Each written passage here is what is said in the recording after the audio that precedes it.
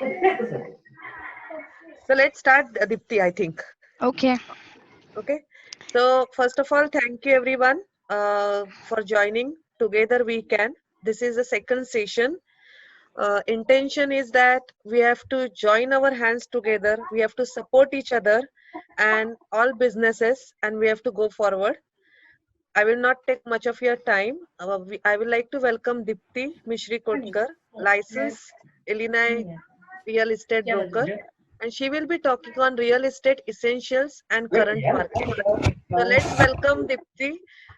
Just you can clap from there. You don't have to unmute yourself, and let's welcome her.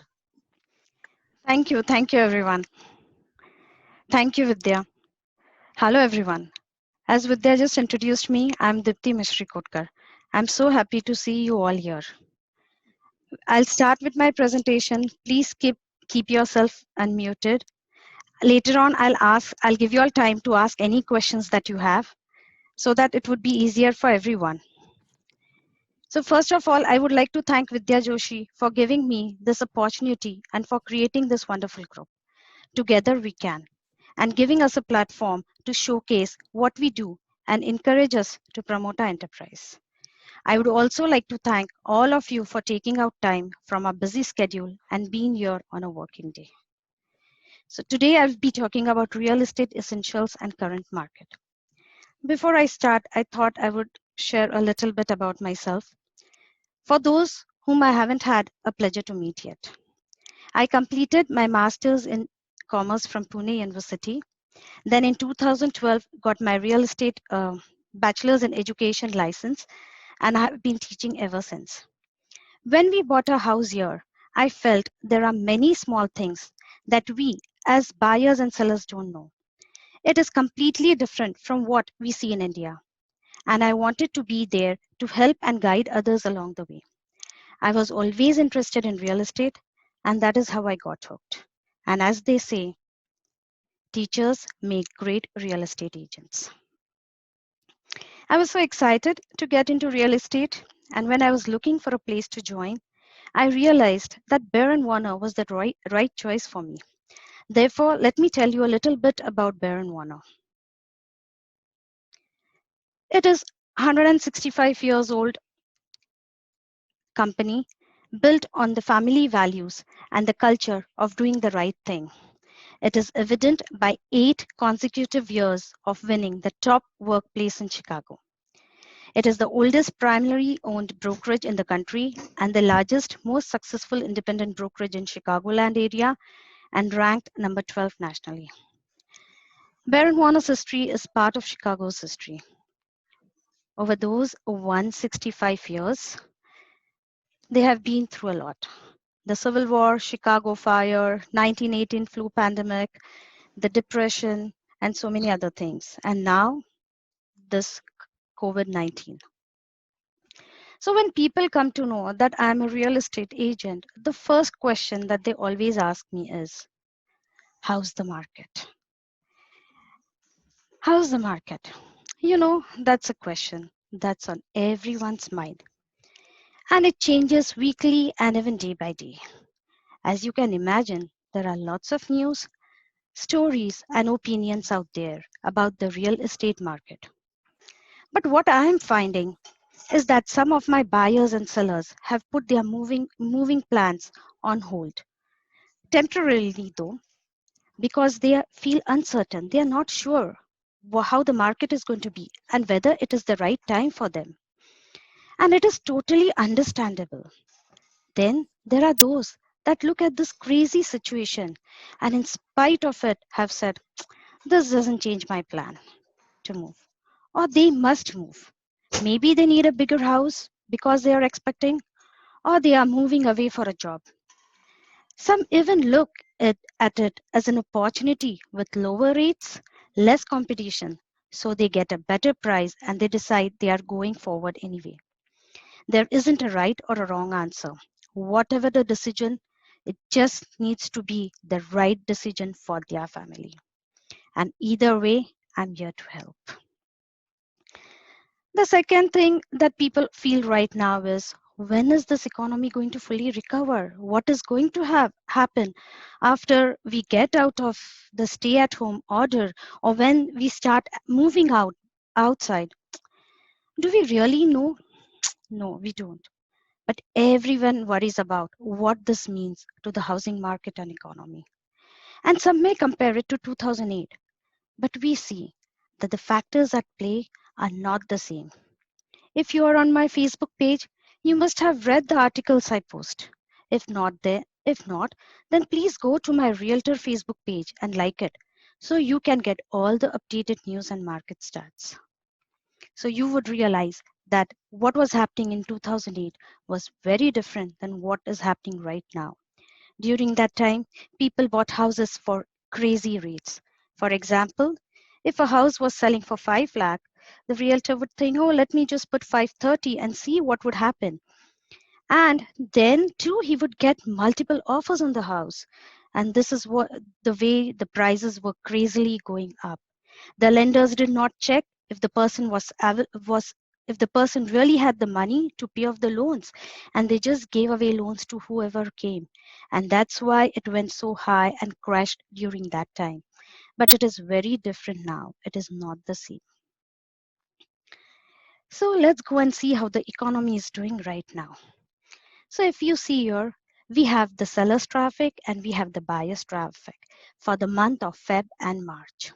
The light gray is weak, the gray is weak, the light blue is stable, and the dark blue is strong. So as you see here, we have a historically low inventory, and because of that supply and demand, buyers are still out there and there are not many sellers. April numbers are not out yet, so the current numbers are of March. If you look at Illinois here, it started strong in Feb, and then it went on to stable in the buyer's traffic.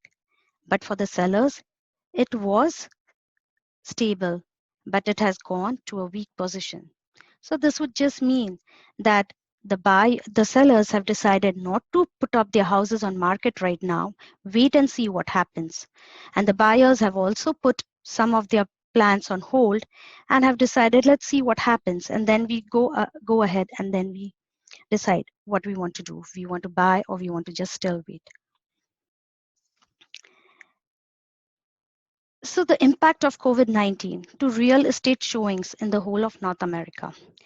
If you see this, we started with a very strong first quarter, and the showings has been rising throughout till we got the order to stay at home, and then there was a complete down plunge where the whole market just stopped, and there were no showings for some time, or there were very limited showings.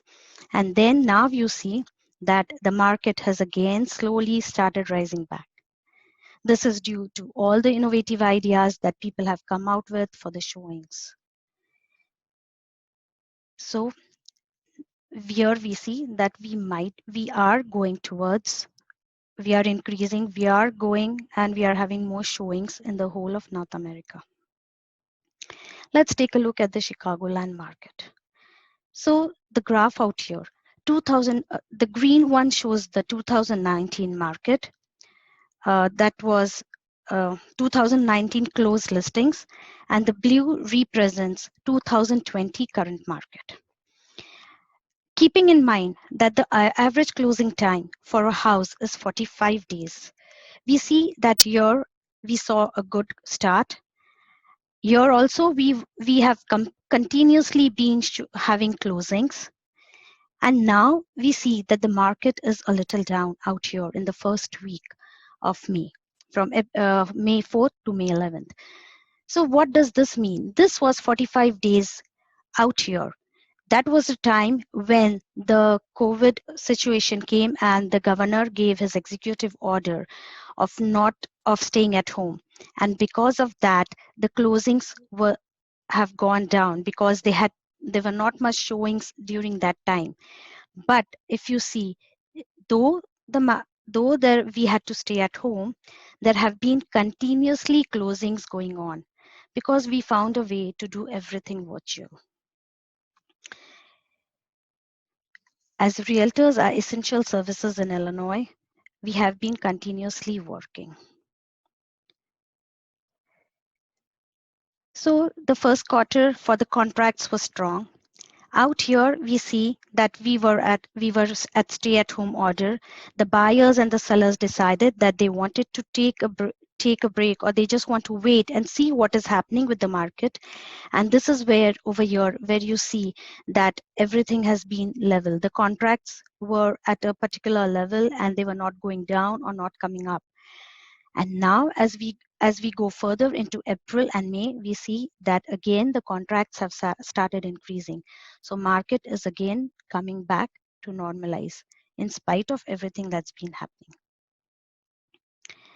The new listings have started coming into the market again. So people have thought that they wanted to hold on, and this graph shows that the new listings were really good in the first quarter. Then they weren't much as compared to 2019, and they are coming back again. So now they are starting to trend back up. So buyers have been at home for 5 to 6 weeks now, and they are getting back out there. There could be some life events, there could be interest, there could be some necessities due to which the buyers are out. But the market is changing rapidly, and just as quickly as it plummeted down here, we are again beginning to see a turnaround here in May.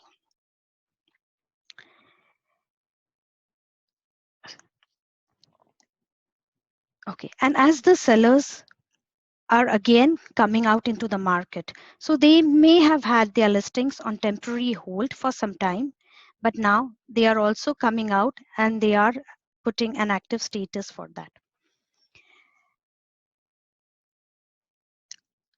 So this is the MLS. In the MLS, we have numbers of different status that a property can be. When the property comes on the market, it is called an active status. There are other statuses such as contingent when a property goes under contract, and there are statuses called temporary. Temporary is when an active property decides it doesn't want any showings. It's therefore not taking any showings. We are seeing here is all of the active properties are tugging along fine till we get the last week in March, where the governor announced the executive order. And we went from 2,500 temp to 5,000, almost doubling it. What's happening here is the sellers are getting spooked. They didn't know what all this meant and did not want people coming into their houses. This grows for a couple of weeks. This grows for a couple of weeks out here until we go into the middle of April. Those in temp start to decline again, and more people start putting their houses back on the market.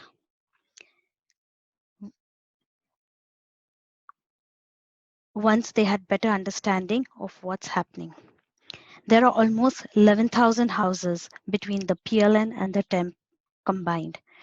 So if you want to sell your house, now would be the right time, because if you wait for too long, there would be so many houses, then there would be a lot of competition too.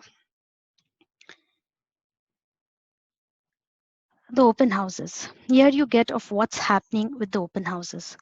When the pandemic hit, public open houses where you visited in person were no longer allowed. During that time, you see that this leveling off. Then what happened is progressive real estate brokers such as Baron Warner quickly pivoted and started embracing and leveraging virtual technologies. Therefore, you are starting to see an increase in open houses that are offered in virtual means. Even though the buyers aren't going to open houses, the open houses are happening online. Whereas the real estate industry was 5 years out in doing this, we have leaped ahead by 5 years embracing this technology to serve our clients. What you are seeing here is the last week of May 4th to May 11th. This spike is more than it has been in the last couple of weeks. And that is an example as Baron Warner, the first brokerage worldwide to have an open house fest. And in Chicago, this past weekend, there were 1,000 open houses, out of which 493 or 50% were ours, because of how we aggressively approached the market to promote our clients' home. And that is the reason you see such a high rise. And hopefully we would be seeing this open houses, as we all have started doing virtual open houses. You can even go and check out a few houses on the Facebook page that I have been doing. So the chief economist at Freddie Mac says that we should see a recovery starting in the second half of 2020. So we are very progressive with our technology, marketing strategy, and being innovative. And an example, we had the world's very first open house fest. We also believe in making things easier. So one thing we want is our clients to understand that we support their needs in this remote and virtual environment. And we have put together both virtual home buying program and virtual home selling program. So now everything can be done virtually. You don't have to go anywhere. You don't have to meet any person. So we all are practicing social distancing, and we all are following the norms, and we are doing everything virtual. And this is going to be the new norm now. Do anyone have questions out here before I move forward? Hey Dipti, hi, this is Hi. Sulakshmi. Hi, Sulakshna. Hi, I actually wanted to understand a little bit of what do you mean by virtual showing? Is it like you post a video, or do you go in there and So, right. So virtual showing, first of all, we can have a virtual open house, which I did last Saturday. And you go into the house, I show you the whole house virtually by my phone, where you can see it. If there are people living there, and if you want to go and see the house, so you can't go and do it personally now, you can't go and do it physically now. So what you do is, the person out there, he can virtually take a tour of the house, and he can show you. We do it all on Zoom, or we already have virtual pictures of the house, a whole video of that house, which we can present to you, and you can see it from there. So this is all done by Zoom, by Hangout, or by any other means through which we can see, like the webinar we are doing right now. Does that answer your question, Sulakshna? Yes, it does, Dipti. So yes. Sorry, just a trailing question on that one. So, are there any actual showings Yes, that you conduct? there are actual showings happening, only and only if the house is vacant. If it is being rented, you cannot show the house. That is the governor's law. Second thing is, if if the owner is living in the house, then we could ask them, we could request them, and if they are okay with it, we can go and see the house. But then nobody can touch anything. Like, first we used to go into the house, then we used to open the cupboards or check out other things. Now you need to wear your mask, you need to wear your gloves. Only the realtor can open the doors and show you inside. You shouldn't be touching anything, and you can go and see the house. That too can be arranged. Okay. Any more questions here?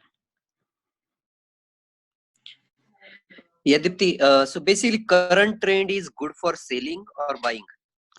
So it depends actually on what market you are, and which area you are, and what price range you are looking for.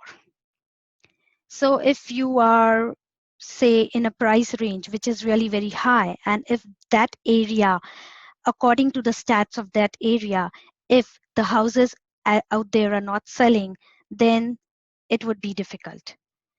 And if you're in an area where the houses are really selling very quickly, then you could, if you want to buy it, it would be a seller's market if the houses are really going very fast.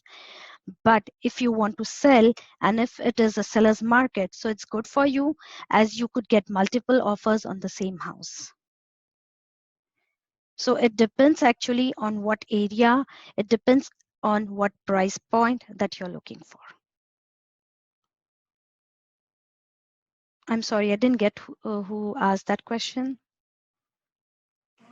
Yeah, it was Mahadev. Thanks, Okay, Dipti. Mahadev. Sure. Does it answer your question? Yeah, got your Okay. points. Okay. So this is the home buying and the home selling program that we have for you all. Now,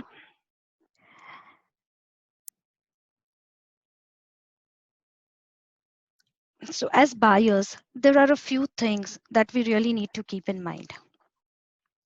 We need to be very, very careful about our credit score. The moment you think you need to buy a home, you have to be very careful about the credit. Most lenders consider FICO score of 740 or higher to be excellent ones. You'll usually be able to qualify for conventional loan with a low down payment requirement and low interest rate. Pre-approval letter. Getting a pre-approval letter before you start looking for houses helps seller to know that you are serious buyers. If you like a home, you can immediately make an offer and not waste time. Even during multiple offer situations, having a pre-approval helps. This is specifically important when it is a well-maintained and a well-priced home. And if you all are getting, if there are, if sorry about this. If you all are getting multiple offers, if there are multiple offers on any house, then having a pre-approval letter ready helps you immediately give the offer, and that helps you. I mean, if the seller wants to just accept the first offer that comes its way, then it helps you in that. It helps you getting the house of your dreams. Down payment. Typically 3 to 20% of the purchase price of the home, but your lender would be able to give you more information about the down payment. The closing costs. These are the fees you require to complete your transaction.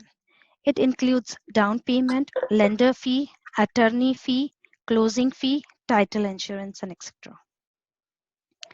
Real estate professional. An individual who provides helpful services in buying and selling homes. Your number one resource throughout the process. And that is me. I can help you in any way that you need. As some tips for the sellers, a few things that I would like to share for anybody who wants to sell in the current market or anywhere. So these are a few things that you should not be doing when you want to sell your home. Don't overprice your home. The buyer's bank will send an appraisal to determine the fair value for your home. The bank will not lend more than what the house is worth. So be mindful. They might have to renegotiate the price. So it's very important to price your home at the right amount when you put it into the market the first time. Don't let your emotions interfere with the sale. Separate your emotional value of the home from the fair market price. For example, you did a renovation on your kitchen or your basement for around $70,000, and then you feel that the price of the house should increase by that. Then it doesn't happen or doesn't work like that. It would be priced as the price of the that is there in that local market, or the other houses are. It would be up as per the statistics that are available on the MLS. But yes, it would help in selling your home quickly. So the market time of the home would reduce considerably. Don't skip staging your home. It helps, it helps potential buyers visualize themselves in your house. I am local, I am global. Yes.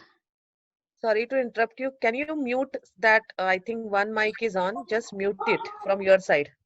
Okay. Yeah. Oh, Sorry. sorry. I didn't know I could do that. Sorry about Yeah. that.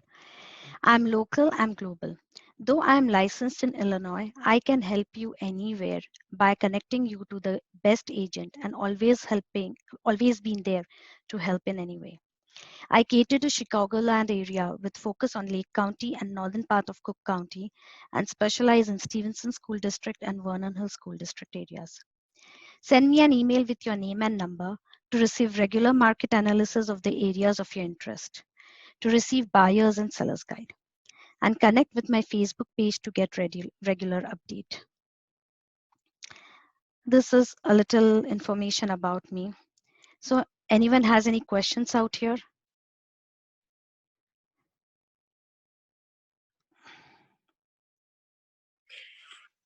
Dipti, you Yes. it's trending, the market is trending up. So, like, has it affected how long it takes for closing a No, house? no, that hasn't been affected at all. As you can see that the closings have been happening continuously. Everything is done virtually. I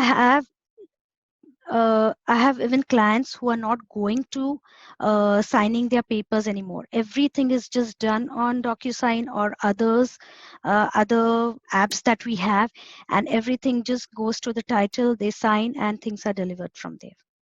So the closing time hasn't changed at all, though the other things are changing, like the stillness that we saw, like the flat curve where things were not moving, there were no open houses happening, or there were no buyers or sellers going out, other than the people who really needed to buy a house or sell a house. But now people have started coming out, they have started looking at houses, though virtually. Now they have started going to open houses, and there are offers happening almost every day. So there are the stats show that there are almost 20 houses being sold per hour. Wow. That's a huge number. And Yeah, whatever good houses that come into the market, they just sell off really quickly. You need to be very fast if you like something and if you want something. Sorry, I think I had a selection. Is that all, or you want to ask Yes, something? does answer my question though. Thank you. Thank you. Yeah, I heard someone else. Hey Dipti, this is Sawan. I just had a question when you showed us that showing flat lines. Yeah, The stay-at-home orders were released. right. Was that flat line because of supply or demand issue? So it was because of stay-at-home order. The governor just came out with that order, and people didn't know what to do about it. So nobody left the house. So everything had come to like a standstill till everybody started thinking what we could do out of this. And this is when all the virtual happenings started working out. People started finding out these different apps and different ways they could connect with their buyers, their sellers, and that is where you see that the whole thing just went down. Within matters of weeks, a week or two, everything again started moving upwards. Right. One more question. At one slide you pointed out or just said it. If you did a $70,000 renovations and Right. it doesn't, if it you think the price has to go up because you did the renovations, are there any tools to gauge your renovation prices against the values of the houses around you? Or Yeah, there is. So if you speak to agent, you can talk to me, we can connect later on, and I can show you what would be the price of your house, or what would be the value of your house even after all the renovations that you have done.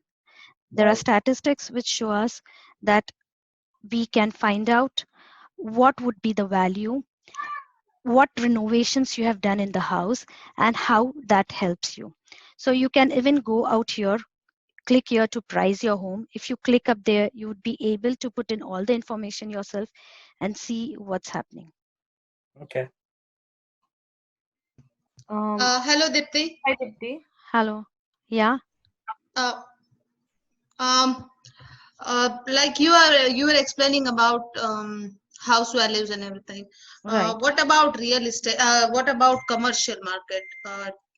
Can you guide us on commercial market as well, or?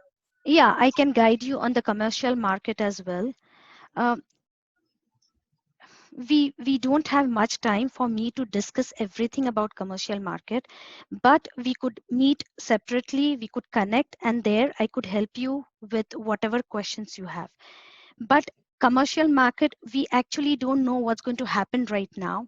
We need to wait for everything to open and to understand how the economy of the commercial market has been affected, because we can see that so many people have lost their jobs. So many people who owned businesses couldn't pay for their workers and couldn't pay for the rent, and they might have lost on those businesses. So yes, they might come on the market. Yeah, exactly. That's what my question is. I'm not in Chicago. I'm in Louisville, Kentucky, and Okay, I will connect with you sure. separately. Yes, Thank you. thank you. Yes. Hey, Dipti, Shruti here. One question. Hi, So, Shruti. how is the renting market? So, say because in one of the slide you mentioned, right, like there are a lot of buyers, interested buyers, but the less number of sellers, right? Right, So, seller right. may decide to rent or put it out of the market because of the current situation, right? Because they will get Right. less price for the houses. So, how is the Right. renting market looking like? So if you look at the renting market, if there is already a renter in the house, we can't show those houses. So it has to be shown virtually, or there need to be pictures for people to understand. There are so many people who currently really need to move. And as you know, in Chicago right now is the period when people start looking for renting options if they want to move. So if you just wait for some more time, I guess the market is going to come back for the renting market, because those who have to move have to move. There is no options. I'm currently looking for houses for 2 to 3 of my clients who want to rent. So I don't think there would be a great difference in that. It would continue and it would still be the way it is, especially the renting market. Yeah, because we keep hearing news about like people prefer. They want to move to less populated area from Right. density areas to low density areas. So That's what they say. So there are so many people who are moving out of California, who are moving out of New York, but then they would prefer to come to Chicago. There are also people who want to move out of Chicago because it's so cold out here and they want to go to warmer places. But then this is just happening. There are other people from more densely populated areas coming to Chicago. So I guess Chicago is always going to be a hub. I mean, we are not going to be like less dense or anything. okay, thank you. Sure. Hey Dipti, Madhumita here. Hi, I Madhumita. wanted to ask you a quick question that Sure. did this affect housing prices? Sorry. Did this affect housing prices? Because as you said, like right now there are no houses in market, but still buyers are there. So So housing prices, it depends on what area you are. I don't have much time. Otherwise, I would have shown you what are the stats for a particular area. So, for example, if you're looking at the Buffalo Grove area, so the Buffalo Grove area is a seller's market completely. If there are good houses coming in the market, they just sell off really quickly, and there are multiple offers on the houses. But if you go a little north, maybe you go to Vernon Hills, there you would see that it's more of a buyer's market where there are more how about buyers. sorry to interrupt you. How about Naperville or Aurora side market? So the Naperville and Aurora market, I need to go and check out. I haven't done that recently, like in a day or two, but otherwise Naperville did show that it was a seller's market. Yeah. Okay. Thank you, Dipti. Sure, but you can connect with me and I could show you how the market is in Naperville or Aurora. Yeah, sure. Thanks.